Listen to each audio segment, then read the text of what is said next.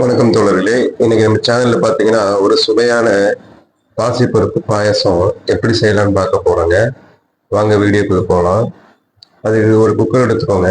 அதுல வந்து பாத்தீங்கன்னா ஒரு கப் அளவுக்கு மூந்தாளுங்க பாசிப்பருப்பு எடுத்துக்கோங்க. பாசிப்பருப்பு எடுத்து ஒரு மீடியமான ஃப்ளேம்ல 4ல இருந்து ஒரு 5 நிமிஷத்துக்கு நல்லா வந்து வறுத்து எடுத்துக்கோங்க. அது ஓரளவுக்கு மீடியமான ஒரு கோல்டன் கலர், இந்த கலர் வர்ற வரைக்கும் இந்த வறுத்து எடுக்கணுங்க. வறுத்தெடுத்ததுக்கு அப்புறம் பார்த்தீங்கன்னா இது கூட நம்ம தண்ணி சேர்த்து விசில் போட்டு குக் பண்ண போறோங்க. இதில் பார்த்தீங்கன்னா 2 கப்பு அளவுக்கு தண்ணி சேர்த்துக்கோங்க. 1 கப்பு பருப்புக்கு 2 கப்பு தண்ணிங்கிறது கரெக்டான அளவாக இருக்குங்க. சேர்த்துட்டு இது நல்லா இந்த மாதிரி எல்லாம் கலையை மிக்ஸ் பண்ணிக்கோங்க. மிக்ஸ் பண்ணிட்டு நம்ம குக்கரோட மூடி போட்டு நம்ம இப்போ விசில் விட போறோங்க. இது எவ்வளோ விசில் விடணும்னு பார்த்தீங்கன்னா ஒரு மீடியமான ஃப்ளேம்லைங்க 2ல இருந்து 3 விசில் வரைக்கும் விடுங்க. விட்டோம்னா நமக்கு அது இந்த கரெக்டா வெந்து கிடைச்சிருங்க. இப்ப பாத்தீங்கன்னா நம்ம குக்கர்ல இருந்து 2ல இருந்து 3 விசில் விட்டு ஓரமா இறக்கி வச்சாச்சுங்க. இப்ப வேற ஒரு பாத்திரம் எடுத்துக்கோங்க. அந்த பாத்திரத்துல பாத்தீங்கன்னா ஒரு 2 கப் அளவுக்கு சுகர் சிரப் சேர்த்துக்கோங்க. 1 கப்பு பாசி பருப்புக்கு 2 கப் சுகர்ன்றது கரெக்டா இருக்குங்க. இதை நம்ம உருக்கி எடுக்க போறோங்க. அதுக்கு பாத்தீங்கன்னா 1 கப் அளவுக்கு தண்ணி சேர்த்துக்கோங்க. 2 கப்பு சர்க்கரைக்கு பாத்தீங்கன்னா 1 கப்பு தண்ணின்றது, வெள்ளத்துக்கு 1 கப் தண்ணிங்கிறது கரெக்டான அளவா இருக்குங்க. இது நல்லா இந்த மாதிரி கொதிச்சு வந்தாலே போதுங்க. இதெல்லாம் கம்பி பதம்லாம் தேவையில்லைங்க. இந்த மாதிரி நல்லா கொதிச்சு அந்த சர்க்கரையெல்லாம் நல்லா கரைஞ்சி, எதுக்காக நம்ம கரைச்சி சேர்க்கிறோம்னா அதுல எல்லாம் மண் இது இருக்குங்க. அதுக்காக தான் வடிகட்டுறதுக்காக கரைச்சி சேர்க்கிறோங்க. இன்னொரு பாத்திரத்துல பாத்தீங்கன்னா நம்ம ஏற்கனவே வந்து பாத்தீங்கன்னா ஜவ்வரிசி இருக்கு இல்லைங்க, அது ஒரு 1 மணி நேரம் ஊற வச்சுருந்தோங்க. 1ல இருந்து ஒரு 2 மணி நேரம் வச்சுக்கோங்க, கரெக்டா இருக்குங்க. அதுல வந்து சேர்த்துக்கோங்க. சேர்த்துட்டு அதுல ஒரு 1.5ல இருந்து 2 கப் அளவுக்கு இந்த மாதிரி தண்ணி சேர்த்துக்கோங்க. தண்ணி சேர்த்து நம்ம அதை நல்லா வேக வச்சு எடுக்க போறோங்க. அதுக்காக தான் அது நம்ம சேர்க்குறோங்க. இது எவ்வளவு வேணும், எவ்வளவு பெர்சன்டேஜ் வெந்திருக்கணும்னு பார்த்தீங்கன்னா ஒரு 75ல இருந்து 80% வெந்திருந்தா போதுங்க. ஏன்னா நம்ம பாயசத்துல குக் பண்ணும்போது அதுல ஒரு ஒரு 10% அதுல இருந்து வெந்துக்கோங்க. அதுக்காக தாங்க. இப்போ பார்த்தீங்கன்னா நம்ம பாசிப்பருப்பு வேக வச்சோம் இல்லைங்க, அது விசில் அடங்கிடுச்சுங்க. வாங்க எப்படி வெந்திருக்குன்னு பார்க்கலாங்க.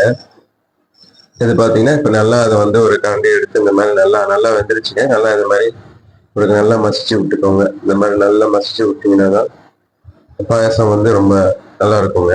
இப்போ பார்த்தீங்கன்னா இது கூட நம்ம வேக வச்சுருந்தோம் இல்லைங்க ஜவ்வரிசி ஒரு 70%, அந்த ஜவ்வரிசி அது கொஞ்சம் தண்ணியோடவே இது கூட ஆட் பண்ணிக்கோங்க. ஏன்னா நம்ம பழையபடி இது தண்ணி சேர்க்கும் போது இதே உங்களுக்கு கொஞ்சம் நேரத்தில் பார்த்தீங்கன்னா கெட்டி இந்த மாதிரி கெட்டி திரும்பி ஆயிருங்க.